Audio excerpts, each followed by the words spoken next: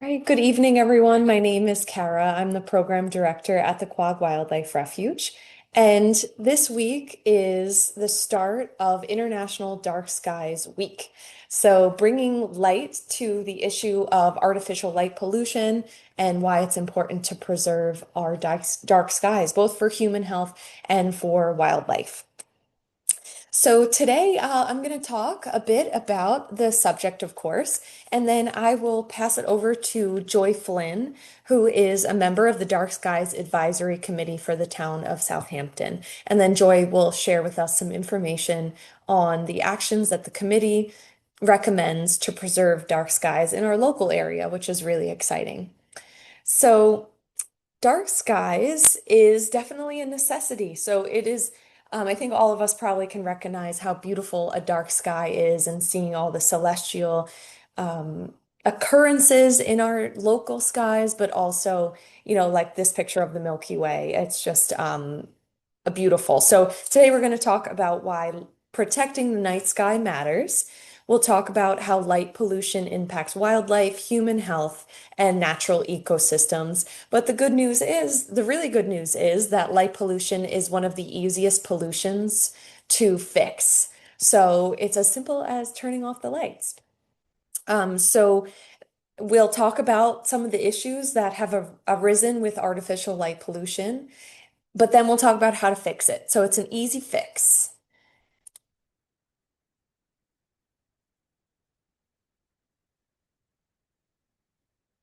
Dancing yet. Sorry, bear with me, everyone. See if I can change this setting. Okay, so I think that worked. So, as a little bit of background on the refuge was established in 1934, so we're over 90 years old, and it is a natural ecosystem in the Pine Barrens that is very important for wildlife, both nocturnal and diurnal, so coming out during the day and at night.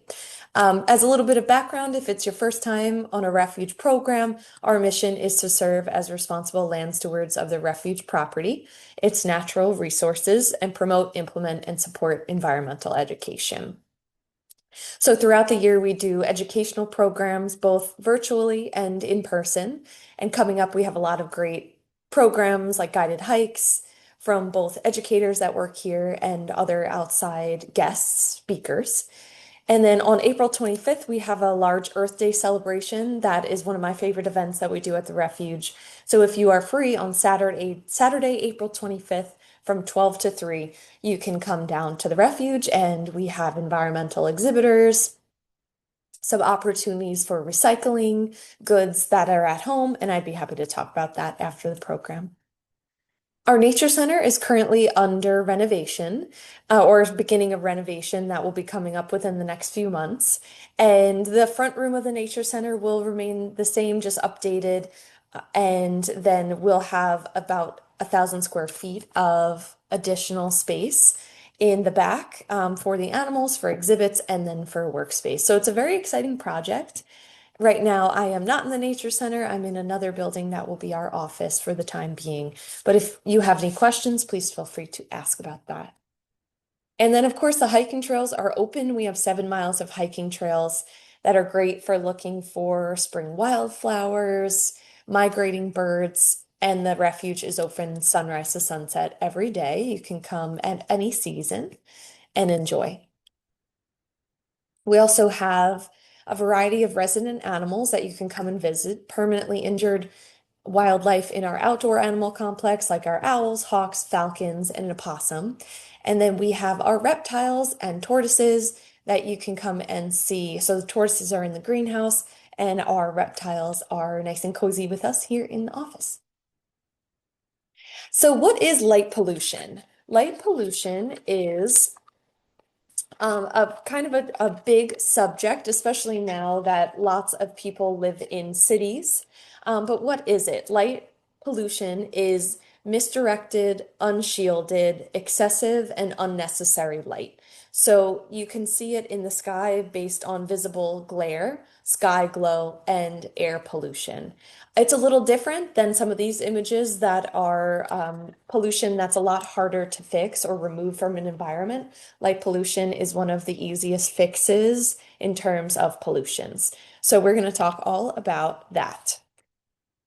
80% of Earth's sky is polluted by artificial light, as you can see in this picture, um, especially in North America and in Europe. All of the lighter images are at night. That's the light that is being excessive into the sky. So it is a very common thing in some areas. There are still dark skies, right, or certified dark skies areas, but especially on Long Island, and we're near a very large city, we are affected by light pollution. So this is an image of the sky brightness, and of course, closer to New York City is pink and white, and that is the highest um, emittance of light. And then as you come out east towards Quogue and towards the North Fork and the South Fork, it is not as light polluted, but you can see we're kind of right on the edge. And as suburban sprawl continues throughout Long Island and the tri-state area, we are more affected by artificial light pollution. So what is the cause of this excessive lighting and what is it doing to us? So the cause is, of course, by many outdoor lights, like street lights, as you can see in this picture. Light pollution is, again, the excessive use of artificial light. So like in these street lights, you can see it's lighting up highways, but it is also taking away valuable light habitat or darkness from many animals that rely on it.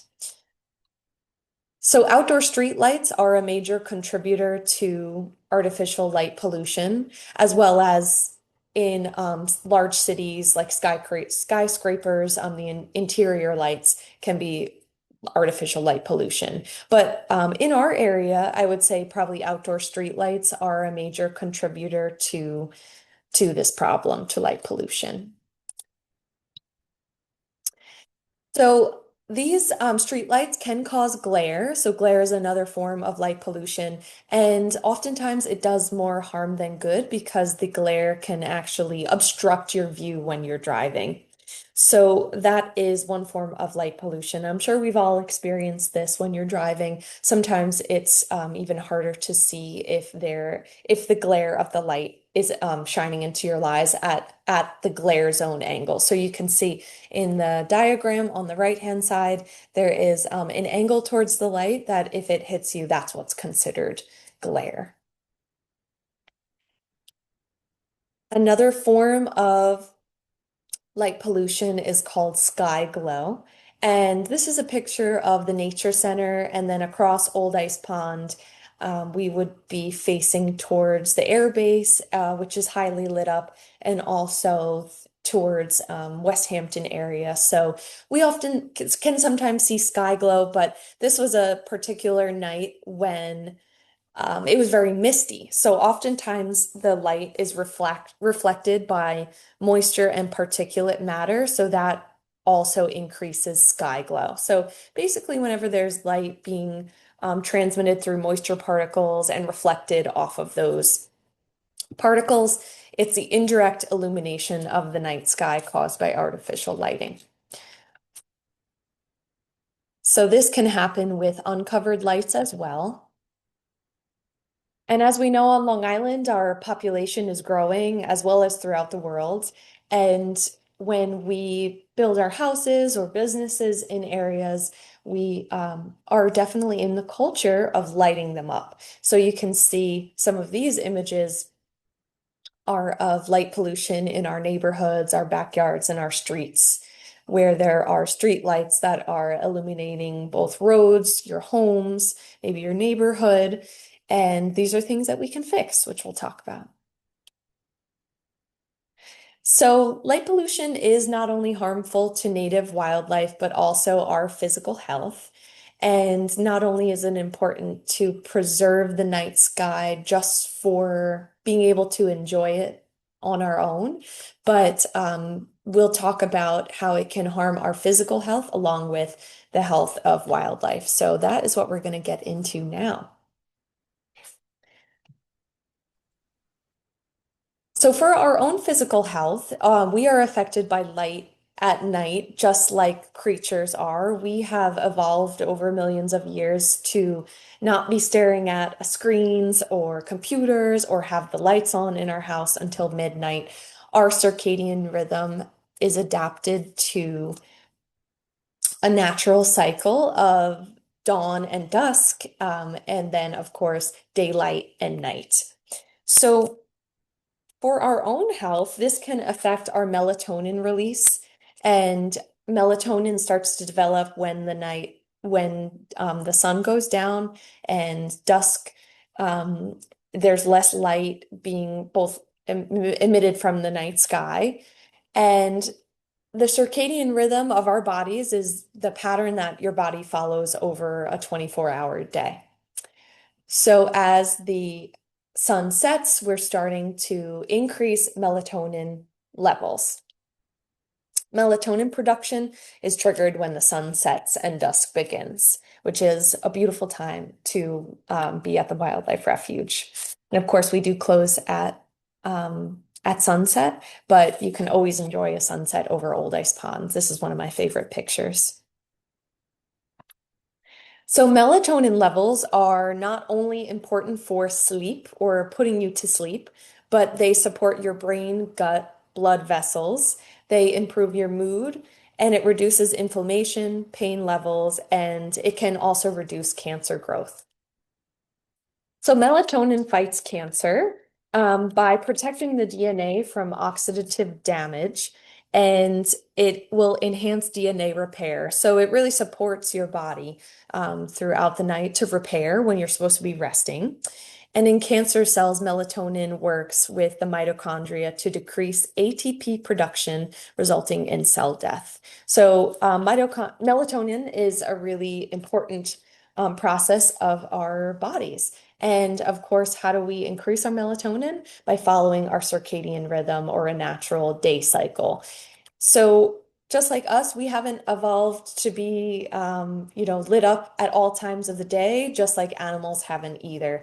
So all of these things can affect your melatonin production, especially being on your phone. One way to increase it is to limit your phone usage before bed about for 1 to 2 hours. And of course, in your home, the best thing to do is, which we'll talk about towards the end, but have shielded downward facing lights. So you can update your light fixtures, you can limit usage on screens, and you can even get bulbs with a different light wavelength. So red light bulbs can be very helpful or more natural, as well as warm light bulbs, so we'll talk about that as we continue on through the program. But of course, as a wildlife refuge, we want to talk about the effects on wildlife of artificial light pollution. So, artificial light at night has increased 5 to 10% globally, and that number may have even increased. So, that was from a study from 2017. So, that number is probably increased by now, but artificial light has an effect on the foraging, resting, predation, communication, and the attraction and repulsion of mates and their melatonin levels. So, the excessive and wasteful use of light not only poses a threat to human health, but also to ecologically crucial plants and animals in their survival. We're going to talk about a few species, species specific, and very interestingly, maybe an animal that you didn't think would be so affected by artificial light, like horseshoe crabs. This is a native animal that we see offshore on Long Island, and they have some conflicts all across the board. They are actually harvested for their blood to help make safe medicine for people, but also horseshoe crabs are affected by artificial light. So They time their breeding and spawning with the tides, but also with the phases of the lunar cycle. So they prefer to breed on shore of beaches when it is a full moon and during high tides. Of course, in many areas of coastal areas, there's a lot of light coming from houses, from towns, and that can confuse them, especially when when the full moon is out. They might get confused on when to come out to spawn and breed.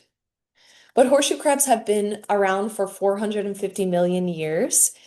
They are adapted to living in a natural cycle of sunlight and darkness. So it's really within the last probably 150 years that this is a problem for them, right? Light pollution. There are other factors for their decline, like rising sea levels and overharvesting, but light pollution is number three on the list. So horseshoe crabs are especially sensitive to light because they have 10 eyes. They can see in UV and they have photoreceptors on their tails. So for all of these reasons, they are very susceptible to changes in light. But of course, they favor a full moon. Like in this photo, you can see them spawning, and it depends on the tide as well. So in coastal areas like this, you can kind of see that the lights on maybe this hotel, although it's lighting up the hotel, it might be good for walkways or maybe it is a safety concern. It's definitely affecting the glare towards the coastal area. Another favorite at the refuge are fireflies, and they rely on darkness to communicate with each other through flashes of bioluminescent light. And fireflies will communicate, of course, at night when it's dark. And if it's too light, they won't be able to communicate with each other, warn each other of predators, and to find a mate. So they emit light, and that's called bioluminescence. It is emitted usually by many marine and terrestrial organisms, but it is the result, a chemical reaction of a light emitting molecule and an enzyme. So pretty amazing. And of course, if we didn't have darkness, we wouldn't be able to see bioluminescence. So it is a form of communication. Actually, different species of fireflies will make different patterns in the sky to attract a mate. They'll also be at different levels of from the ground. So it might be a different species that is up higher than down low, which I think is really interesting. And in 2016, a study found that artificial light decreases the number of flashes per minute and reduces the activity of courtship behavior. So it has a direct effect on their ability to breed and to make more fireflies. So artificial light disrupts their mating and reproductive success. So they do rely on this form of communication, and protecting the dark skies will be imperative to their survival. So not only fireflies, but many different insects, as well as mammals, reptiles. These are just a few examples. Another big topic is birds. So birds rely on the night sky to migrate at night. They use the stars and the moon for navigation. So when birds are migrating at night, it's not only do they use the night sky to help them migrate, but it also keeps them cooler. When they are spending a lot of energy flying, they're less likely to overheat and they can maintain a proper internal temperature. But of course, we're talking about the dark skies. So birds at night need the stars to guide their way to either their breeding grounds or maybe their wintering grounds. Some birds will migrate at night, of course, to avoid the risk of overheating, and then also to avoid predators. So hawks, many ducks and songbirds will migrate at night to avoid a predator like a hawk that can see them and catch them more easily. So the clear skies or without artificial light pollution allows for nighttime migrants to utilize celestial cues to navigate to their destination. in this image, which is larger here, this is a diagram of a migration pathway. There are 298 species on this image. The white lines are from short distance migrants, and the gray lines are from long distance migrants. So you can see how much birds rely on their migration route. And many of them are thousands of miles. But the yellow that you see in the image is artificial light pollution from human cities. So you can see how much of an overlap there is, and it can disrupt their migration. And unfortunately, it can really confuse their migration. So they're spending too much energy around these really light areas and cities and getting very confused. This is Chicago, and each year, unfortunately, 1 billion birds die from window collisions, and many of them are, it's most commonly from the lights from the interior of the skyscrapers. And this image on the right-hand side is from October 2023, just from one night. Um, in Chicago, the Audubon chapter has volunteers to walk the streets and to collect the birds that have unfortunately collided into the windows and died. So this is just from one night alone. The birds get confused by the glare of the windows and it causes them to collide with the buildings. Because remember, at night, they would be navigating based on the light from the stars. So when they see the light, scientists don't really know exactly why, but it can really confuse them. So much so that they either get too tired flying around a city or they can hit into the building.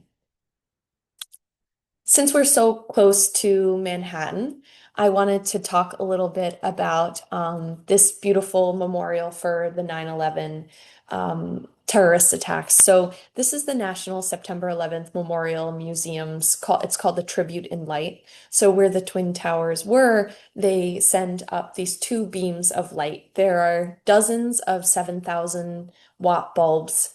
The light reaches 4 miles into the sky, a really beautiful tribute, but unfortunately, it has the effect of confusing migrating birds on their pathway. So, New York City Audubon has counters underneath the light streams, and when it reaches 1,000 birds circling the light stream, then they work with the memorial to turn off the lights for 20 minutes so that the birds can be free from circling the light because they're so confused.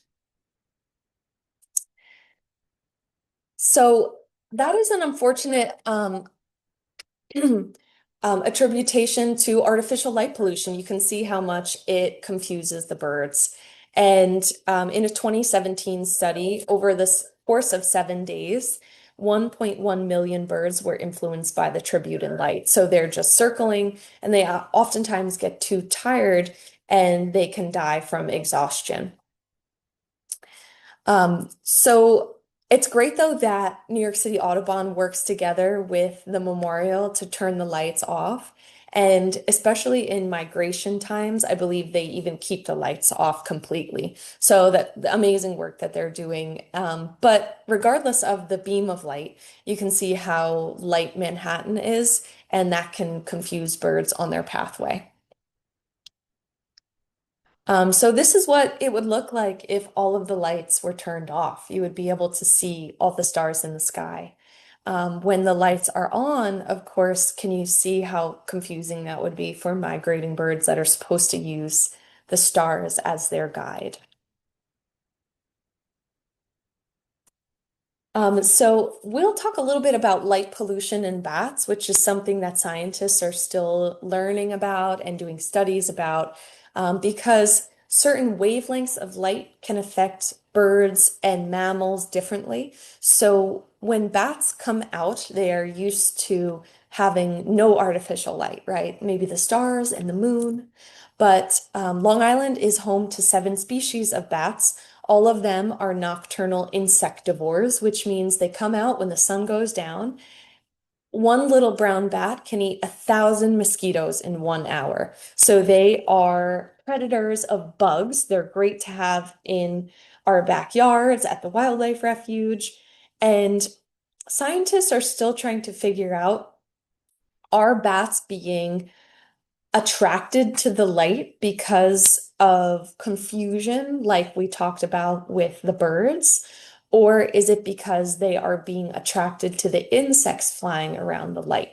So bats are lunar phobic, which means even on a full moon, they are shy to come out because predators might see them more easily.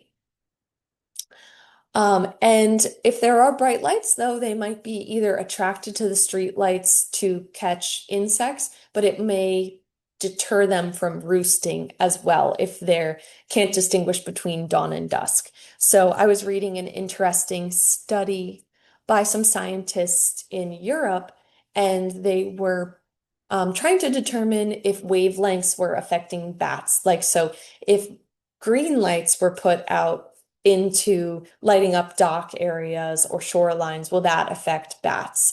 And it was looking like they were attracted towards the light. They had a positive correlation towards that. So, which means that they might not just be going towards the light to find or catch a moth or catch bugs that are being attracted towards the lights. So interesting, and we'll have to update you. Maybe we can do this program next year and see what research is coming out. So scientists are still really figuring out all of this effect on wildlife because a lot of research has been done on a species specific level, but what else is happening in the environment on a total level, right? So there are some studies that are starting to look at how artificial light, so ALAN is artificial light, um, and is it affecting primary production and fitness? How is it interacting with an ecosystem or a community as a whole? So interesting research is being done to see, because when we look at just species specific reactions to artificial light, it's not taking the whole picture in. So it will be interesting to keep learning about how scientists are studying artificial light and how it's affecting wildlife. But it certainly does affect all wildlife, even plants.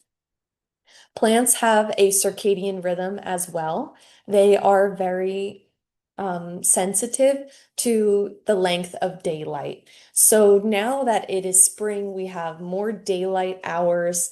That is when plants can receive more energy through photosynthesis, and then they will start either leafing out, blooming, and that's how plants know in the wintertime when we're getting less light that it is time to drop their leaves and go into dormancy for the winter. So plants follow a circadian rhythm and they use photosynthesis. So photo is a reaction triggered by light. The synthesis converts carbon dioxide into sugar.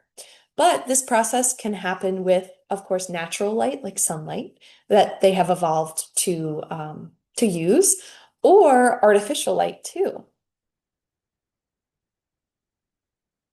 Skipped aside. So even when we see neighborhoods like this with artificial light near plants and trees or the uplighting of trees, plants can also get confused. They don't know that it is a light, so they might be still photosynthesizing or trying to, and it can affect their circadian rhythm because at night they're supposed to rest.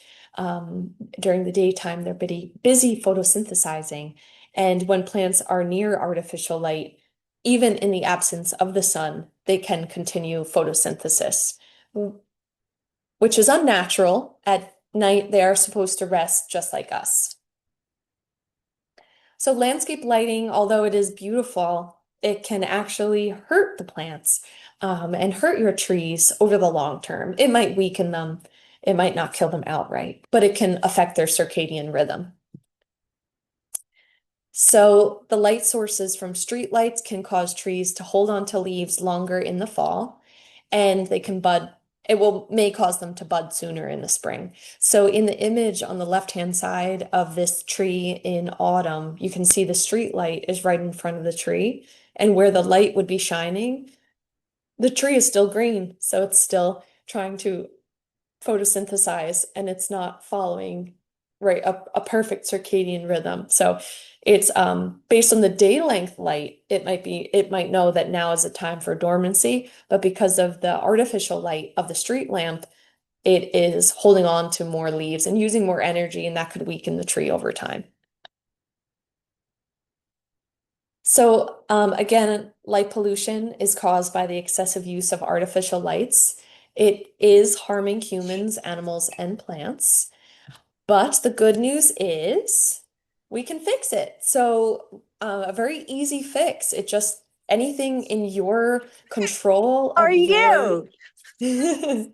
of You're your so yard. nice to come out and have dinner with us. Sorry, I'll see if I can mute everybody.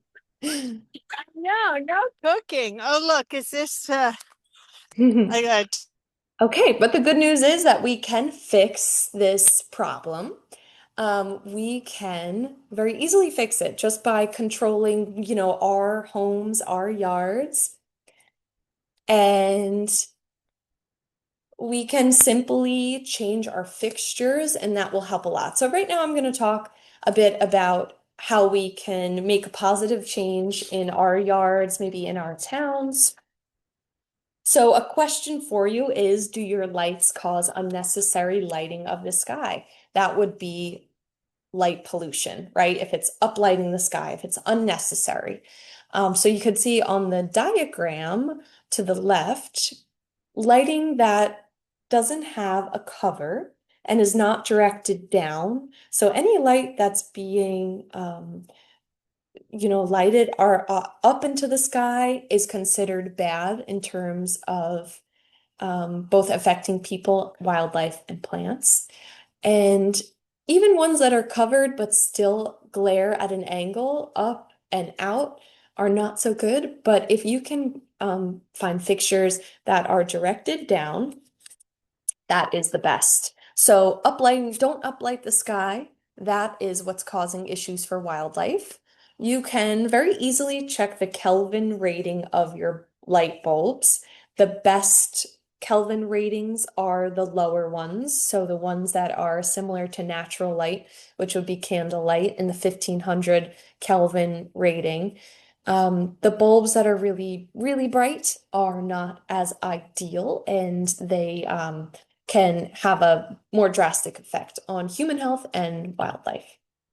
So the color temperature, what you want to aim for is the lower Kelvin ratings, so the warmer light bulbs. The lower, the better. In terms of fixtures, like we talked about, you want a covered fixture with a shielded bulb. So it's not letting out light up and to the top and to the side. A shielded bulb is directed light down. It's useful, it's not unnecessary. Great for walkways, the side of your house, maybe at an entrance door in case you can't turn all the lights off. This could really help. You also want it at the lowest height possible. And they do sell red or orange amber LED lights, which are great for energy. So this will not only help the environment, your health, it also will save you money because it is the lowest wattage. So your PSEG bills will go down. Um, and this is something that you can look for in case you are able to switch out bulbs, or if you have influence on a family member that you could spread the word, maybe they're building a house. You can look for dark sky approved lighting fixtures. And one thing that's really exciting about our nature center renovation is that we'll be upgrading all of our fixtures to be dark sky approved. So that's really exciting. Another thing to look for, like in your local areas, even from our towns, they can have covered street lights, LED bulbs, so and reflective lanes. So that's another thing that we can try to push for positive change. So I hope that this was informative. I am going to stop sharing, and if you have any questions, please feel free to ask them in the in the chat. And maybe there is one question so far that I can answer, but I am excited to pass the mic over to Joy Flynn, who again is a member of the Dark Skies Advisory Committee. And Joy is going to share some information on the actions that the committee recommends and teach us a little bit about the committee's work. So thank you, Joy, for being here. We appreciate it. My pleasure. That was such an exceptional presentation, Kara. Thank you so much. So thorough and so complete. I'm just here, and Mary O'Brien is also with us. She's on the Dark Skies Advisory Board with me.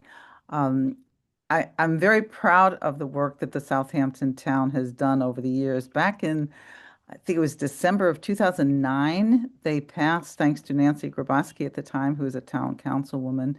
The town passed this dark skies amendment to the town code that it was particularly, it's only about outdoor light right now, because I'm sure you all have issues with your neighbors that have very big indoor lights and big windows that let this indoor light out. But this code specifically just talked about exterior lighting. Our Dark Skies Advisory Board meets mostly monthly, depending on the schedule, and we have our town councilman, Michael Iasili, who is our liaison to the town board, and he is very committed to the environment, and he has been giving us really good suggestions on what to do.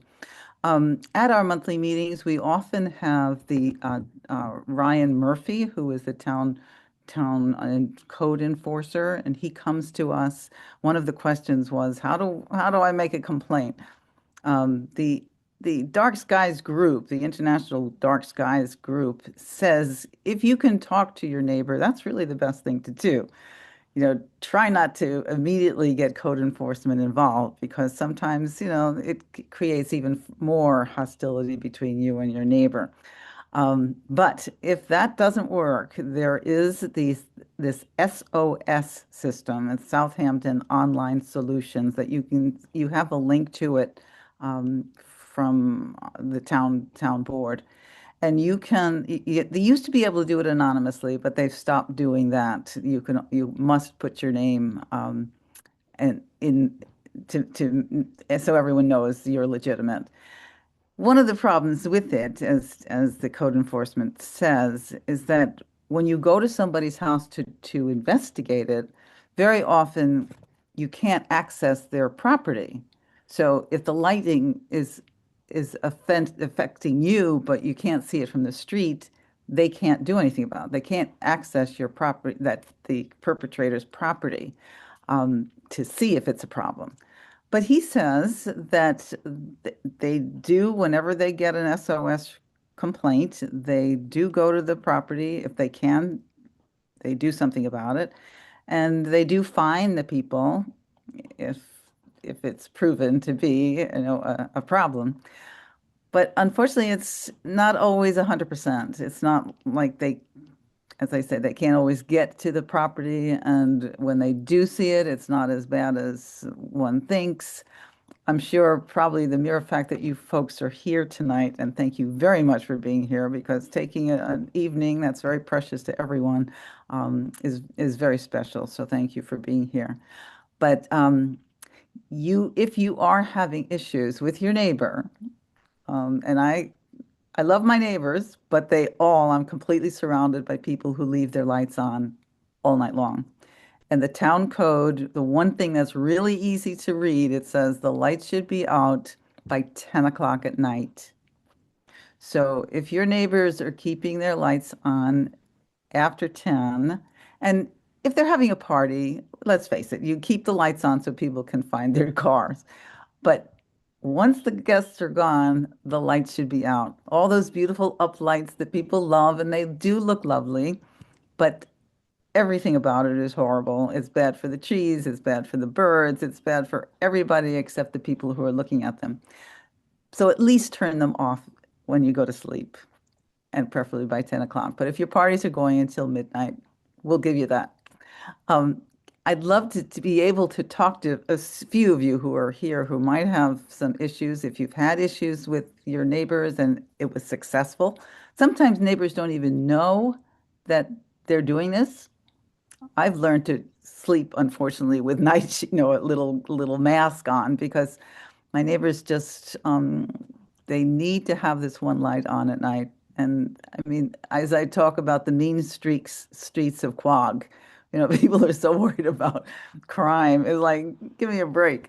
So, and when you read all the research, you find that it doesn't benefit your safety unless you're guiding your walkway. That's a different story. I wouldn't mind sharing my screen just for 1 minute to be able, if I can, let me just see if I can here. So I could like to, you got the link to the Dark Skies Town website. So I'd like to show it to you very, very quickly if I can. So let me see. Um,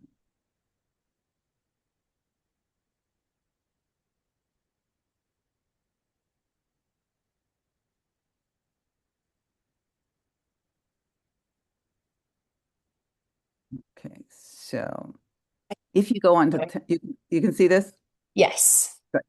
If you go on the town board to the Southampton town, you'll see the Dark Skies Advisory Committee. And this is a video.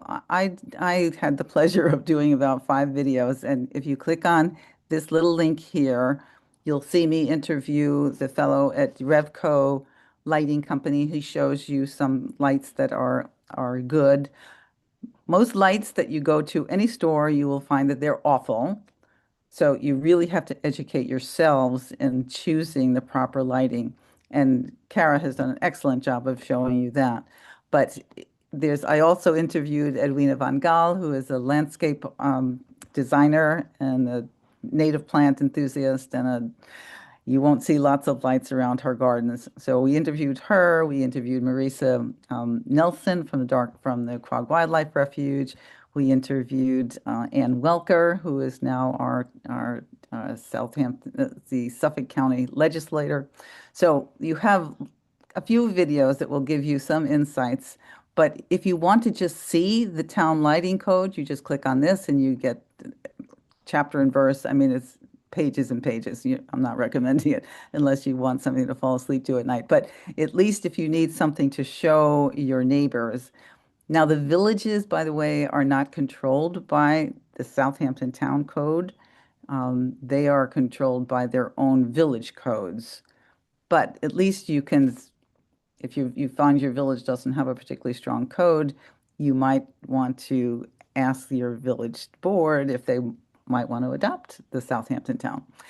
Here's a brochure that you can print out and give to people. Light pollution, what is it? It's a lovely uh, little brochure. There's a quick guide for you that you can also print out and give to your friends and describes what bad lighting is and what they can do and how it harms the wildlife, it puts your health at risk. All of this stuff is available for you. And the thing that we were talking about, the Southampton online solutions, there's a complaint form that you just fill out online and they will get back to you on that. So I just wanted to show you that so you can see what's available to you. All right, so any questions that you'd like to address now? We have 10 minutes before we close at 7, if not before. Yeah, thank you, Joy. Sure. How long have you been involved in the I committee? I had a very serendipitous experience. I took a sustainability conference in Southampton at around 2008, and I was the only one in the whole place that wanted to do something about dark skies. Hmm. And so simultaneously, this Nancy Grabowski started doing this thing about lighting codes. And so the town decided to get an advisory board, and I asked to be on it. And so we've had, probably that was 2010, I would think. So we've been Yeah. doing this for a long time. That's one of the wonderful things that the board is, the committee just started doing is to recognize a commercial property that exemplifies good lighting. And might I say, it's very difficult to find one. but we're researching that and we're going to give them an award and give special recognition, maybe even do a little video on them and put it on our Instagram account, just so people can see some exemplary buildings. As I That's say, a great idea. yeah, it's a wonderful idea. And Yeah. we write letters to the editor and we staff tables at different, we'll have a table at this NoFo museum in Saturday, as a matter of fact.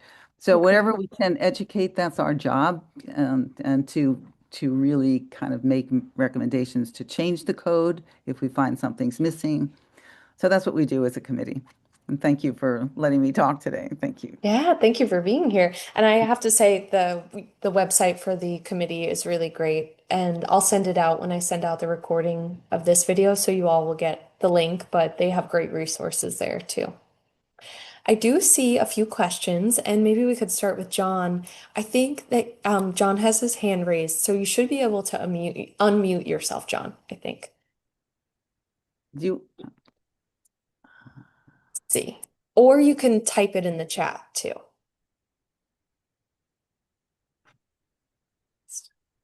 now I still see your Okay, screen. there I am. Oh, great. Hey, Joy, it's John Rasulo. Hi, How are you? Jen. Good to see you. So just a quick question, just specifically towards Quag. I just Mhm. heard you say that the villages are not controlled by the Southampton rules. So what does the village of Quag have in place? Well, they have a lighting code, and you have a mayor who is exceptionally concerned about the environment. So I have personally never spoken to the village board about this. It's just, I pick my fights, and this is not one of them. And they, even when Peter Sartorius was the mayor, he asked me and Gail Klima at the time, who was our guru, and unfortunately she passed away, but she was fabulous. And he asked for our advice about choosing the replacement street lights. I was hoping that they wouldn't replace them at all, but they advise, we advised them a little bit about the type of fixture to have. So they are sensitive to it. So I know, John, you have major issues on Dune Road where you have these big mansions Yes, and they love to just light the night sky. they do. Unfortunately, yeah, in many cases it's internal and they're big glass windows that make it problematic to control. And that's the only problem. And I know a few other people on the call here tonight have similar issues of people, neighbors just having their lights right into your eyeballs. And sometimes they don't even know that they're doing that. So if you can just say, oh, by the way, and not be accusative, and I'm not talking about you, John, but other people on the call, if you can go to your neighbors and just say, I know you're often away and you don't realize that you leave your lights on for weeks on end, Mm. and it's coming into my home. And so sometimes just being a nice person and going over to them, sometimes it works, but not always, I understand. Mm. Thank you, Joy. Yeah. This might go along with that question, Joy. Sulieka was wondering if the new purple street lights on Montauk Highway around Quag are meant to reduce light pollution. You know, I really can't speak to that. Mary, I don't know if you can, but the purple lights, I don't quite understand. And Mary O'Brien, she's my committee member as well. I don't know if she knows Yeah, about. if we Mhm. if we find anything out, I'll include it in the email Yeah. too. And then Helen had a great question about artificial outdoor light. Is there anything that's non-artificial that you could use outside? But unfortunately, other than the sun, as far as I know, everything else is considered artificial if it is like a electric light bulb, electricity. Do you, does that make sense to Joy as well? I'm I'm just not sure what else. Helen, what are you talking about in specific? Is there like a gas lighting or something? Mm, like Yeah, not. that would. Like, mm, I think that's right. Anything other than like candlelight would be considered artificial. yeah. Yeah. Yeah, I think it's just a terminology that they use, Yeah. kind of redundant, I guess, but right.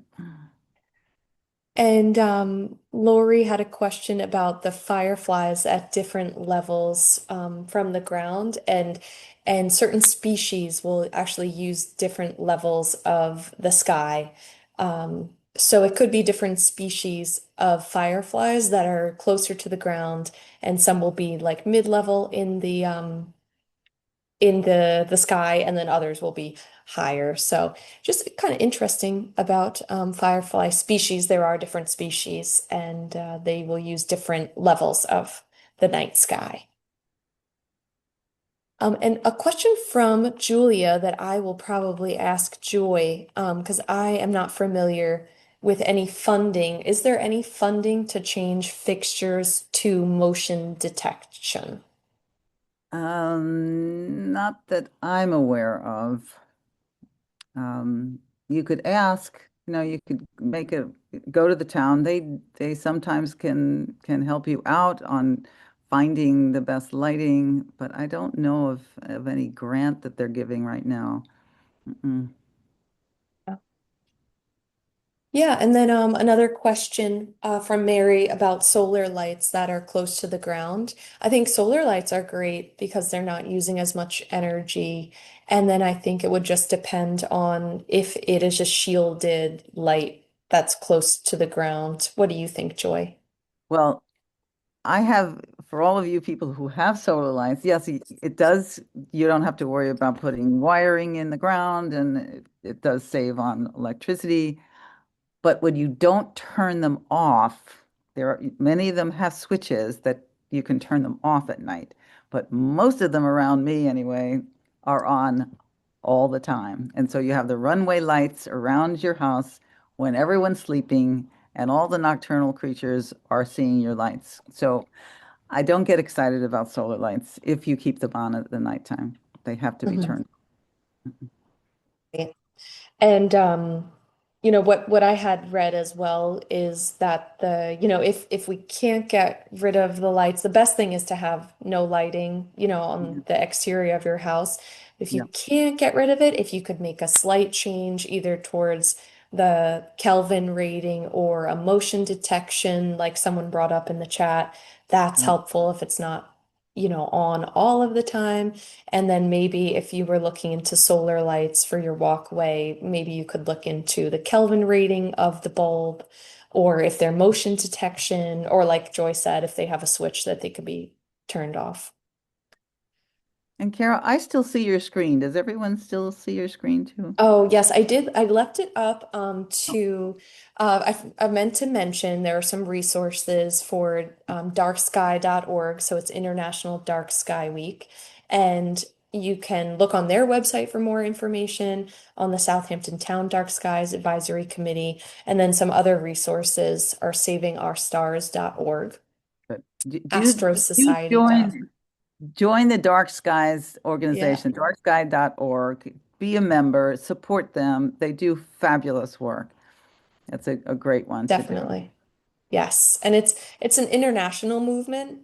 So it's not just it's great also to see local, right? Of course, it's really important. I think probably just as important, but it is an international organization, so they do really great work. And I see Marisa has her hand up, so I'll say yes. Is it working to unmute yourself, Marisa? Let's see.